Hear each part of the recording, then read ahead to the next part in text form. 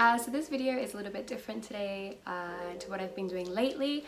I'm going to be talking about why I quit Emirates. So as maybe a few of you guys know, I used to be an Emirates flight attendant. I did it for approximately 2 years. Prior to that, I was a flight attendant for Virgin Australia, and prior to that, I was working at check-in for Qantas.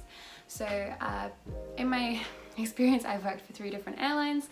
Now, if you are interested in the Emirates application process, I do have a different video for that, which I will leave a link down below, and it is quite detailed and quite long, so I hope that can help you with any questions that you might have about the recruitment process. But this video, I know it's a video that I looked for a lot when I applied for Emirates, because you do really hear a lot of mixed stories. One story you hear is it's amazing, you get to travel the world, you're on big aircrafts, it's so much fun, and then you also get the company's horrible. I fell down, I think one of the stories I heard was that a girl fell down the stairs and broke her leg, and the company let her go and just sent her home. Something like that. But I feel like with any job, there's always these horror stories. They have the same things with teaching and career. Again, they're these horror stories. So it is a bit hard to be able to make a decision and be 100% confident with your decision, because there are these stories out there. Again, this isn't everyone's story. This is just my personal experience there. So I can't comment obviously on what everyone experiences there, but this was just how I had my time at Emirates and the reason that I decided to leave. Okay, so basically when you become an Emirates cabin crew, you have to relocate to Dubai. Dubai is very hot. No, that was good. It's probably the easiest way to put it. It's hot. And in summer, you pretty much don't go outside, so you've got to be ready to spend a lot of time in air conditioning. Now, this is fine when you start flying and you can bid and things like that, because you can go wherever you want. But initially, you don't get to bid for the first 6 months. So you kind of get a lot of turnarounds and things like that. You also get a lot of flights that people consider undesirable. Usually these are busy flights, something like London. I personally enjoyed London, but I kept getting about 5 of them on my roster, or 3 of them on my roster, and everyone would keep asking me, so are you going home? Are you going home? Are you going home? And I'm like, I'm Australian. Like, I can't really be further from my home. So that used to kind of irritate me a little bit. And I still remember this one time, I think we're in Germany, and there's a European, like, EU passport lane, and this like worker at the airport comes past and he's like, okay, if you have an EU passport, they can go through this lane. And all the crews start going through, and this guy that I was talking to literally the day before turns around to me and says, so if you have an EU passport, you can go over there. And I was like, okay. And he's like, so if you have a British passport, you can go over there. And I was like, I'm still Australian from when we spoke yesterday. Like, that has not changed. So that one used to get me a little bit on British flights. But do you know, it was one of those things where it's just like a funny experience that I laughed about later. I'm like, I'm not British. But also I can't really blame them, because my accent is a little bit of a mess now. But anyway, once you start bidding and stuff, it becomes a lot more fun, because you can bid for destinations that you really want. Another thing that I really took advantage of was the swap system. So basically when the rosters came out, I would swap like a mad woman just to try and get any new flights. The other thing was, there are flights that would be considered, yeah, as I said, undesirable flights because they were busy or something like that. So I basically just wanted to go everywhere and anywhere, so I would even swap onto some of these flights. Now, a recommendation I would give you is, if you do decide to fly for Emirates, go to these places. Try and go everywhere at least once. Because I know a lot of people didn't like the Cape Town flight because it was long, it was busy, and the layover was quite short. Cape Town was one of my favorite places to go.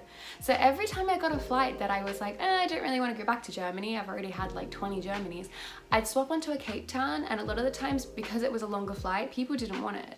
And I loved it. Every single time I was on there, I got CRC rest, which is where you go and sleep on the bunk beds. And every time I did it, I had a really, really good flight. I did fracture my ankle there once, but other than that, it went really well. And there's amazing hiking and things and everything there. And you guys might know my friend Casey here in Korea. She's actually South African and she's from Cape Town. And that's how we ended up becoming friends, because as soon as she said she was from Cape Town, I was like, oh, I love Cape Town. So it's funny the amount of doors that taking a flight that maybe other people tell you that's awful, how many doors it can open up. Anyway, so I was really fortunate in Dubai. Initially, I got put out in the desert for my accommodation. I was in a building in Al Nada, which is kind of on the border of Sharjah, if you're familiar with like the UAE geography. So this has terrible traffic. It's not, I would say it's not a really desired area because of the traffic and things like that. But after living there for 6 months, they actually closed my building, so I had to move.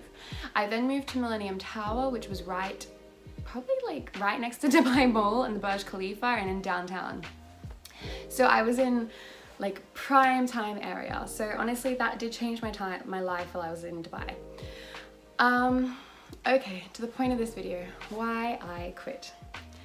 The reason I've included all this additional information, guys, was because I wanted to explain that I went everywhere that I possibly could at my time in Emirates.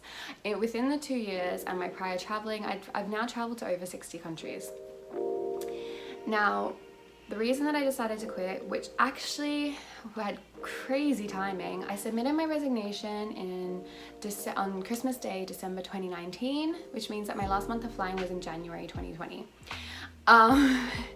As you guys know, after that, coronavirus started spreading and the airline industry changed drastically. So my timing there was kind of crazy because I got to go on an amazing trip to Hawaii. I got to go to New Zealand with one of my best friends, and then I moved to Korea, and I never had to quarantine or anything like that because it was just before those regulations came in. I will say that coronavirus didn't have too much of an effect on my reasons to resigning, because I had already decided previously to that it was my time to go. And I'm really sorry if anyone was excited for some dramatic story.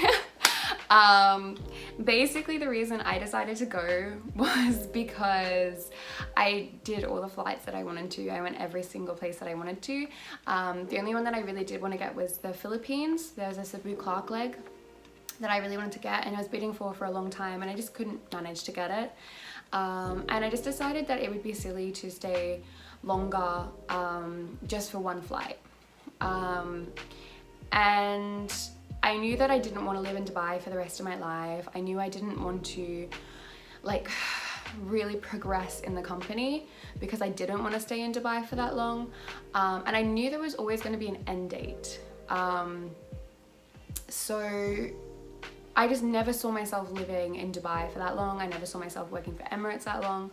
And that's why I just chose to resign. It was just simply my time. I was really content with the time that I had there. I made amazing friends.